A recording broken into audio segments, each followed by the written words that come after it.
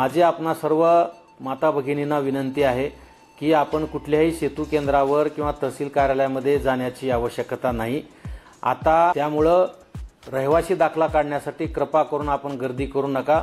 ज्या महिलांकडे पिवळे किंवा केसरी रेशन कार्ड आहे त्यांना उत्पन्नाचा दाखला देण्याची गरज नाही आहे। सेतू केंद्रावर किंवा इतर कुठल्याही व्यक्तीला कुठल्याही स्वरूपामध्ये पैसे किंवा इतर जे शासकीय फीस आहे ती वगळता इथले कुठलेही पैसे देण्याची आवश्यकता नाही। पण निश्चिंत राहावं, आपण काही काळजी करू नका, कुठेही गर्दी करू नका।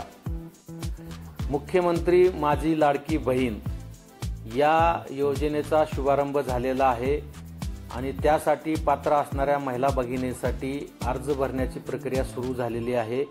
त्यामुळे उत्पन्नाचे आणि रहिवासी दाखले प्राप्त करून घेण्यासाठी सेतू केंद्रावर महिला भगिनींची खूप मोठ्या प्रमाणामध्ये गर्दी होत आहे। माझी आपणा सर्व माता भगिनींना विनंती आहे की आपण कुठल्याही सेतू केंद्रावर किंवा तहसील कार्यालयामध्ये जाण्याची आवश्यकता नाही। आता उत्पन्नाचा दाखला आणि रहिवासी दाखला सुद्धा काढण्याची आपल्याला आवश्यकता नाही। या योजनेसाठी रहिवासी दाखल्याच्या ऐवजी आपल्याकडे असलेलं ओळखपत्र, आपल्याकडे असलेला शाळेचा दाखला, जन्माचा दाखला यासाठी सुद्धा आपल्याला वापर करता येणार आहे। त्यामुळं रहिवासी दाखला काढण्यासाठी कृपा करून आपण गर्दी करू नका। ज्या महिलांकडे पिवळे किंवा केसरी रेशन कार्ड आहे त्यांना उत्पन्नाचा दाखला देण्याची गरज नाही आहे। समस्त महिलांना विनंती आहे की आपापल्या गावामध्ये तलाठी, ग्रामसेवक, अंगणवाडी ताई, अंगणवाडी मदतनीस यांच्या माध्यमातून आपला अर्ज स्वीकारला जाणार आहे। पहिल्या टप्प्यामध्ये 15 तारखेपर्यंतच अर्ज भरून घेतले जाणार आहेत अशी पूर्वी माहिती देण्यात आलेली होती। ती सुद्धा मुदत आता 31 ऑगस्टपर्यंत वाढवण्यात आलेली आहे। सेतू केंद्रावर किंवा इतर कुठल्याही व्यक्तीला कुठल्याही स्वरूपामध्ये पैसे किंवा इतर जे शासकीय फीस आहे ती वगळता इथले कुठलेही पैसे देण्याची आवश्यकता नाही। पात्र लाभार्थ्यांना निश्चितपणे जो योजनेचा लाभ आहे तो निश्चितपणे त्यांना मिळून दिला जाईल। आपण निश्चिंत राहावं, आपण काही काळजी करू नका, कुठेही गर्दी करू नका। नवीन जे शासनाने योजना जाहीर केलेली आहे मुख्यमंत्री माझी लाडकी बहीण, तर यामध्ये 2-3 मुद्दे फक्त अधोरेखित करायचे आहेत। एक तरी पहिला जो विषय होता की पहिल्या टप्प्यामध्ये फक्त 15 तारखेपर्यंतच अर्ज स्वीकारले जाणार आहेत असा विषय होता पहिल्या ह्याच्यामध्ये, आणि त्यामुळं बऱ्याच जणांचा असा गैरसमज झाला की त्यानंतर अर्ज स्वीकारले जाणार नाहीत की काय। पण आपल्या माध्यमातून सर्वांना मला ही माहिती द्यायची आहे की आता ही जी मुदत आहे ती 31 ऑगस्टपर्यंत वाढवलेली आहे। अर्ज भरताना जे 2 कागदपत्र महत्त्वाचे आहेत, एक रहिवासी दाखला आणि दुसरा उत्पन्नाचा दाखला। रहिवासी दाखला जे बंधनकारक होता ते रहिवासी दाखल्याच्या ऐवजी इतर जे पुरावे आहेत त्यामध्ये 15 वर्षापूर्वीपासून महाराष्ट्रात राहत असल्यासंदर्भामध्ये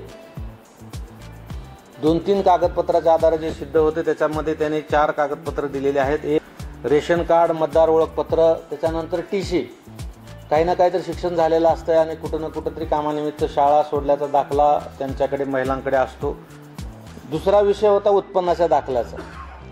उत्पन्नाचा दाखला हा महत्त्वाचा कागद त्याच्यासाठी लागणार आहे, परंतु त्याच्यामध्ये पण आता जे जुने आपले रेशन कार्ड आहेत, केशरी आणि पिवळे रेशन कार्ड, ज्या कुटुंबामध्ये किंवा ज्या महिलांकडे पिवळं रेशन कार्ड किंवा केसरी रेशन कार्ड आहे त्यांनी ते कार्ड जरी दिलं तरी त्यांना उत्पन्नाच्या दाखल्याची गरज असणार नाही।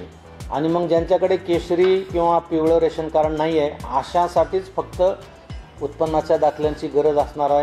कुठल्याही प्रमाणपत्रासाठी कुठल्याही ठिकाणी जर कुठल्याही प्रकारचा त्रास होत असेल, म्हणजे आता मुळातच त्यांना शेतवर याची गरज नाही, 5-10% लोकांना उत्पन्नाच्या दाखल्यासाठी यावं लागेल, तर त्यासाठी सुद्धा आम्ही सेतूधारकांना योग्य त्या सूचना दिलेल्या आहेत। आणि आमचे जे ग्रामस्तरावरचे, तालुका स्तरावरचे अधिकारी कर्मचारी आहेत यांना सुद्धा रँडमली सेतू केंद्राला व्हिजिट देऊन त्या ठिकाणी कुठल्या महिलांकडून आर्थिक लुबाडणूक किंवा आर्थिक पिळवणूक काय होत आहे का कसं याच्या तपासण्या करायला सुद्धा सांगितलेलं आहे। आपल्याकडे ह्या योजनाची प्रसिद्धीचा विषय आहे की प्रत्येक गावामध्ये या संदर्भात दवंडी दिली गेली पाहिजे कोणताही महिला लाभार्थी यामध्ये राहायला नको या संदर्भात प्रत्येकापर्यंत हे मेसेज गेला पाहिजे की अशी योजना आहे, त्याचा निकाल ABCD असा प्रमाणे आहे, त्यामध्ये काय फेरबदल झालेला आहे ते पण त्यांच्यापर्यंत पोहोचला पाहिजे. त्या संदर्भात आपल्या स्तरावर नियोजन करण्यात आलेलं आहे. दुसरा विषय, काल आपल्याकडे सेतू केंद्रावर गर्दी खूप दिसून आली. त्या संदर्भात आपले सेतू केंद्र आहे त्यांना पण तहसीलदारांमार्फत ऑलरेडी मेसेज देण्यात आलेला आहे की सेतू केंद्रावर कशा रीतीने गर्दी होऊ नये, अर्ज स्वीकारताना कोणकोणते डॉक्युमेंट लागणार आहे आणि ते कशा रीतीने फास्ट ट्रॅकने आपण त्यांचे दाखले संदर्भात कारवाई आहे ते लवकर करू शकतो. तो एक मोठा विषय त्यामध्ये कव्हर करण्यात आलेला आहे.